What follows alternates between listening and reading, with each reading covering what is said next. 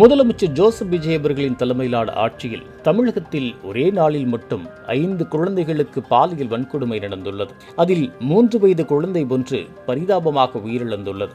மாற்றம் வரும் என்ற நம்பிக்கையில் ஜோசப் விஜய் அவர்களை தேர்ந்தெடுத்த மக்கள் தற்போது தினம் தினம் உயிர் பயத்தில் வாழ்ந்து கொண்டிருக்கின்றனர் என்று ஜூன் 15ஆம் தேதி பாஜக மாநில தலைவர் நைனா நாகேந்திரன் விமர்சித்திருக்கின்றார்.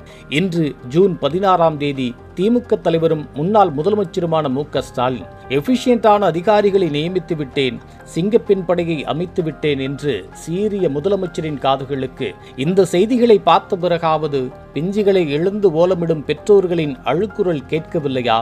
மக்களின் பாதுகாப்பு பிரச்சனைகளுக்கு கால்ஷீட் எப்போது? கிரிமினல்கள் சிறிதும் அச்சமின்றி குற்றங்களில் ஈடுபடுவதை தடுக்க எடுக்கப்பட்ட நடவடிக்கை என்ன? சவாலும் சவடாலும் விட்டவர் எப்போது சைலண்ட் மோடிலிருந்து வெளியே வருவார்? மக்களின் உயிரும் குழந்தைகளின் பாதுகாப்பும் கேள்விக்குறியாகியுள்ள நிலையிலும் நான் 6 மாதம் எதுவும் கேட்கக்கூடாது என்று நினைக்கிறீர்களா?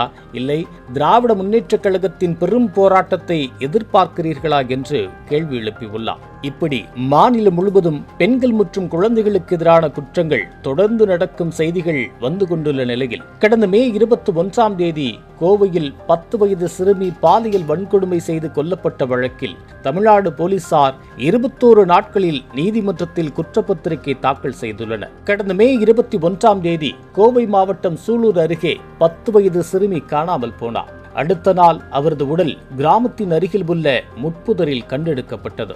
இது தமிழ்நாடு முழுவதும் பெரும் பரபரப்பை கிளப்பிய நிலையில் போலீசார் நடத்திய தீவிர விசாரணையின் காரணமாக 24 மணி நேரத்தில் கார்த்திக் மற்றும் மோகன் ஆகியோரை போலீசார் கைது செய்தனர். இது தொடர்பாக பெண்கள் மற்றும் குழந்தைகளுக்கு எதிரான வன்கொடுமை குறித்து விசாரிக்கும் சிறப்பு நீதிமன்றத்தில் இருவரையும் ஆஜர்படுத்தப்பட்டு சிறையில் அடைக்கப்பட்டனர். அவர்கள் மீது குண்டர் சட்டமும் போடப்பட்டது. இந்த நிலையில் பாலியல் குற்றங்களில் ஈடுபடுபவர்களுக்கு அதிகபட்ச தண்டனையாக மிக விரைவாக வழங்குவதை உறுதி செய்ய வேண்டும்.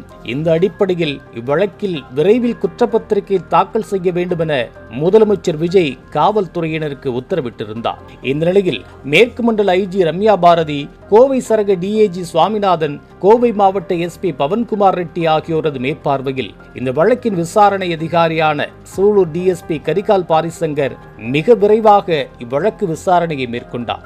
இந்த வகையில் ஜூன் 10ஆம் தேதி, அதாவது சம்பவம் நடந்து 21 நாட்களில் இப்போது கோவை சிறப்பு நீதிமன்றத்தில் 819 பக்கங்கள் கொண்ட குற்றப்பத்திரிகை தாக்கல் செய்யப்பட்டுள்ளது. கிட்டத்தட்ட 114 சாட்சிகள் மூலமாக இந்த சம்பவத்தில் என்னென்ன நடந்தது என்பதை விலாவாரியாக விவரித்துள்ள இந்த குற்றப்பத்திரிகை அடிப்படையில் சிறப்பு நீதிமன்றத்தில் வழக்கு விசாரணை தொடங்கிவிட்டது.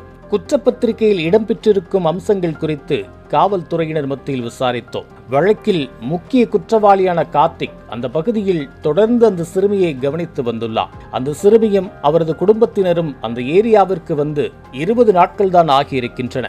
இந்த நிலையில் குடும்பத்தை விட்டுவிட்டு அங்கு வேலை செய்து கொண்டிருந்த கார்த்திக் அந்த சிறுமியை பார்த்து சபலப்பட்டிருக்கின்றான். எப்படியாவது அந்த குழந்தையிடம் தவறாக நடக்க வேண்டும் என்று முடிவு செய்து சில நாட்களாகவே குழந்ை விளையாட வரும்போது சாக்லேட் கொடுத்து சிரித்து பேசியுள்ளார். 10 வயது சிறுமி எந்த விதமான முன் அனுமானமும் இல்லாமல் அவரிடம் பழகியுள்ளார். அப்படித்தான் அன்றைக்கும் சாக்லேட் கொடுத்து தன்னுடைய வண்டியில் ஏற்றி சிறுமியை பக்கத்தில் இருக்கும் காட்டுக்குள் அழைத்து சென்றுள்ளார். நான் அந்த புதற்குள் அழைத்து சென்று அந்த சிறுமியிடம் லேசாக சில நிமிஷங்கள் சிலிமிசம் செய்யலாம் என்றுதான் ஆசைப்பட்டேன். ஆனால் வண்டியிலிருந்து இறங்கி புதற்குள் அழைத்து சென்றதுமே அந்த சிறுமி பயந்து போய் இங்கு எதுக்கு என்னை கூட்டிட்டு வந்த என்று கேட்டாள். சும்மாதான் வா என்று அவளை நான் அழைத்து சென்றேன். ஆனால் அவளுக்கு என்னுடைய நோக்கம் புரிந்து என்னிடமிருந்து தப்பி வெளியே ஓட முயற்சி செய்தால் சத்தம் போட்டு கத்தினாள். நான் அவளை விடவில்லை. அப்போதுதான் நான் அதுவரை பார்க்காத அளவிற்கு மிக ஆக்ரோஷமாக மாறி என்னை கடுமையாக தாக்கத் தொடங்கினாள் அந்த சிறுமி. இதை நான் எதிர்பார்க்கவில்லை.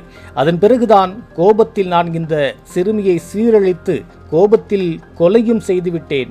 யாருக்கும் இது தெரியாது, நம்மை போலீஸ் எல்லாம் பிடிக்காது என்றுதான் நினைத்திருந்தேன். ஆனால் எப்படியோ போலீஸ் என்ன பிடிச்சிட்டீங்க என்று நடந்ததை சொல்லி போலீசாரிடம் கதறி அழுதிருக்கின்றான் கார்த்திக்.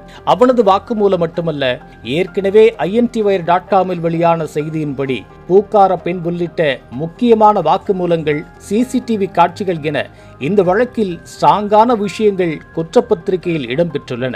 விரைவில் அவனுக்கு தூக்கு தண்டனை பெற்றுத் தருவோம் என்கின்றனர் காவல்துறை வட்டாரங்களில். கோவை சிறுமி வழக்கில் துல்லியமாகவும் துரிதமாகவும் செயல்பட்டு குற்றப்பத்திரிகை தாக்கல் செய்திருக்கும் போலீசார் விரைவில் குற்றவாளிகளுக்கு அதிகபட்ச தண்டனை வாங்கி தரும் பட்சத்தில் இதே போன்ற மற்ற பாலியல் சம்பவங்களில் ஈடுபடுகின்ற குற்றவாளிகளுக்கும் அச்சம் வருவதற்கு அதிகமாக வாய்ப்புள்ளது.